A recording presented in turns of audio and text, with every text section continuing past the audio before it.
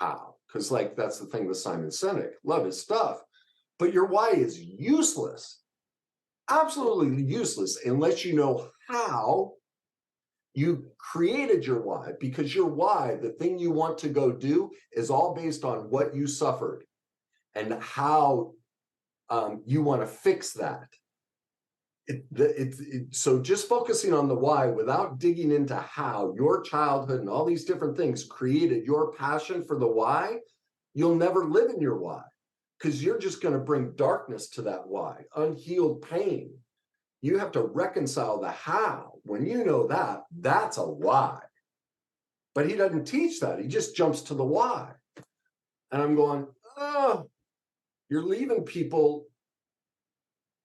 I had a business coach reach out to me, and this is what she teaches. She doesn't even know why she does what she does. And I'm like, well, until you know your how, you can't teach someone how to find that. Like, her job is to teach people their why. She doesn't even know her how or her why. And she's teaching it. I'm going, not to disparage her, that's all of us. Because no one teaches about this part. It breaks my heart that everyone just jumps to this because it's about the light. Oh, why is exciting? Oh, I have this passion for this because I want to avoid this. I'm going, well, you'll never really do this well until you know this. At least that's been my life experience, which doesn't make me right. It's just what I have observed. And I know this. The people I've worked with, whether students or clients, and look at our relationship. It's all developed because of the how. Right? Doing deep inner work, going into that darkness. You didn't like me. You didn't like my stuff when we met, because you didn't want it, right? Oh, yeah. I ran away from it. Yeah. Yeah. And the interesting thing I've seen is now, having done a lot of this work, witnessing others now join the parade, so to say, is like, wow, like I can see where they're at in the journey and also witness like, oh, I remember how challenging that was at that point, how I wanted to isolate myself, how I wanted to blame, how I wanted to run away from certain relationships as well that were actually good for me, but that I didn't see as good for me because I wanted to blame them. Yeah. You didn't know how these people were in your life to teach you your why and what. Yeah. You missed that. And they were the blessing, but without knowing this process, the blessing walks right by. And so we bitch, moan, and play the victim, and our gift is just stuck there. Christmas is right there in our house every day with all these unopened presents. But we're the Grinch, complain about the dirt in the chimney, all the fire going up. And it's like, no, your gift is right there. Just go become an expert in the how, and then you'll open that present. And I think even when that expertise comes in, it's still not a walk in the park, although it's like 9 out of 10 times easier, right, than before. But as far as my experience, but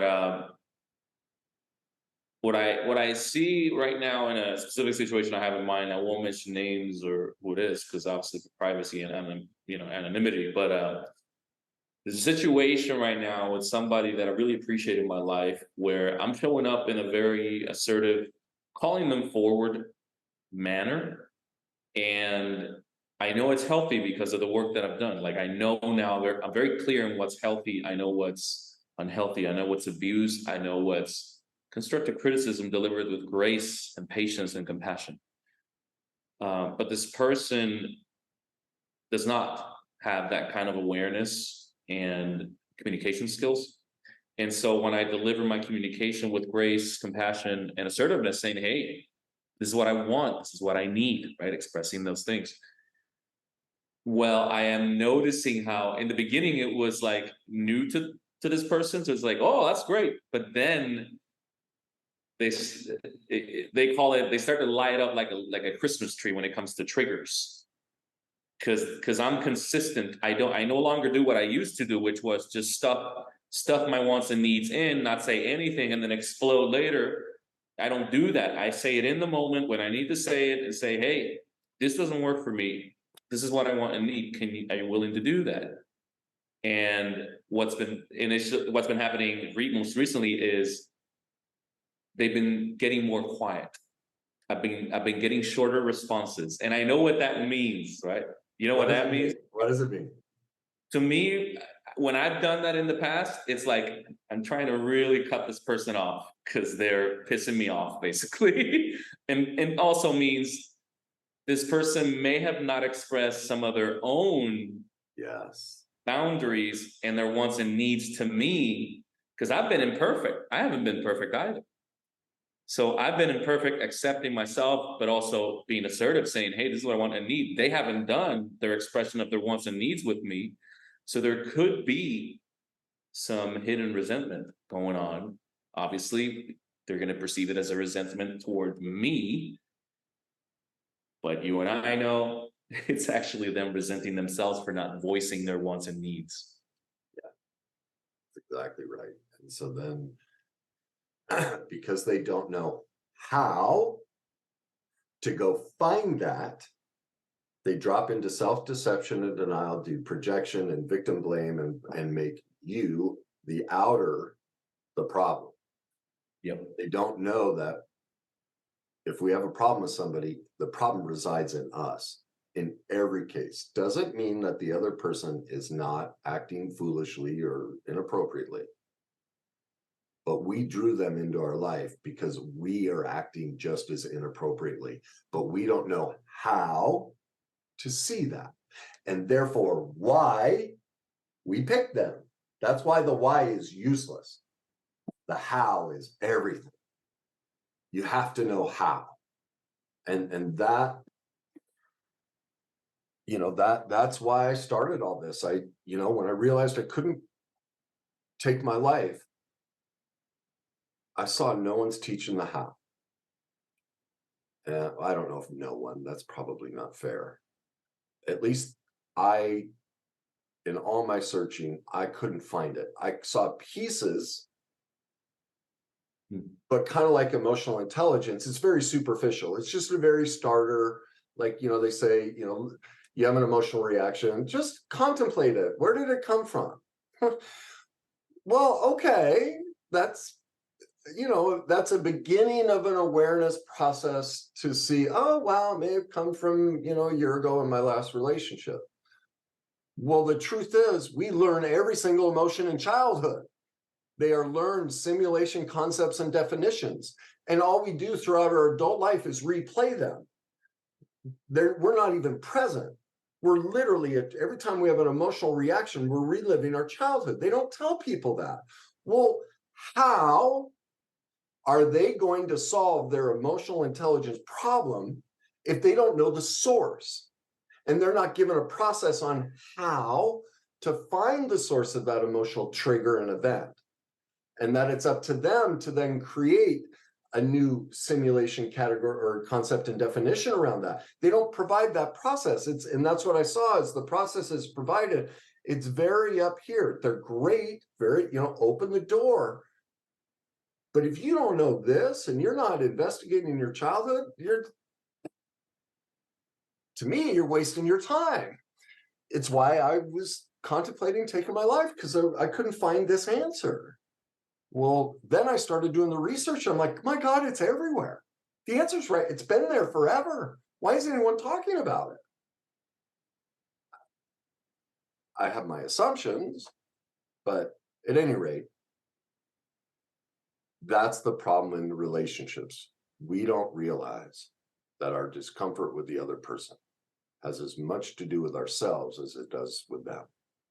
And because we don't teach how to know our morals and values, needs and wants, negotiables and non-negotiables, yes, I've had that same experience with, any relationship.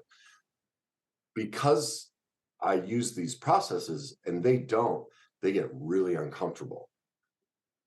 And it can be lots of things where it's like, ooh, I don't know that. I feel less than. I don't want to feel less than, so I'll just walk away.